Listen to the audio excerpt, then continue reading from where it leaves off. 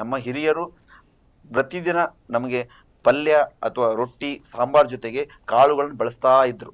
ದಿನಕ್ಕೆ ಒಂದೊಂದು ಕಾಳನ್ನು ಚೇಂಜ್ ಮಾಡಿ ಬಳಸ್ತಾ ಇದ್ರು. ಇವಾಗ ಏನಾಗಿದೆ, ಹುರುಳಿಯನ್ನು ಸೈಡ್ ಸರ್ಕೊಂಡಿದೆ. ಅಂದ್ರೆ ಎಷ್ಟೋ ಜನರಿಗೆ ಗೊತ್ತಿಲ್ಲ, ಈ ಅಳವಿ ಕಾಳು ಹೆಂಗೆ ಗೊತ್ತಿಲ್ಲ ಹಂಗೆ ಹುರುಳಿನೂ ಗೊತ್ತಿಲ್ಲ. ಇವಾಗ ಏನಾಗಿದೆ ಅಂದ್ರೆ ಹೊಸದನ್ನ ಬರೀ ಇಂಗ್ಲೀಷರನ್ನ ಫಾಲೋ ಮಾಡೋದು. ಇಂಗ್ಲೀಷರು ನಮ್ಮನ್ನು ಫಾಲೋ ಮಾಡ್ತಿದ್ದಾರೆ ಇವಾಗ ಬ್ರಿಟಿಷರು.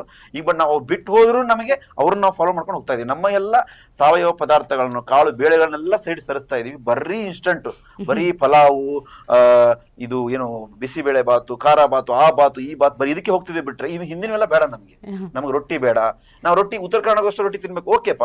ನೀವು ಈ ಕಡೆ ಇದ್ದವ್ರು ಮೊದಲನೇವ್ರು ಏನ್ ಮಾಡ್ತಿದ್ರು, ನಿಮಗೆ ರಾಗಿ ತಿಂತಿದ್ರು, ಅವರು ಮುದ್ದೆ ತಿಂತಿದ್ರು. ಎಲ್ಲಿದೆ ನಿಮ್ ಮುದ್ದೆ ಹೋಯ್ತು. 3 ಹೊತ್ತು ಅನ್ನ ರೈಸ್.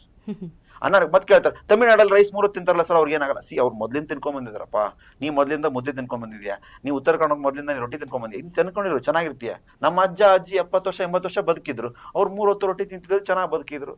ನೀವು 3 ಹೊತ್ತು ರೈಸ್ ತಿಂತಾ ಇದ್ದೀರಿ, ಅದಕ್ಕೋಸ್ಕರ ಪ್ರಾಬ್ಲಮ್ ಆಗ್ತಾ ಇದೆ.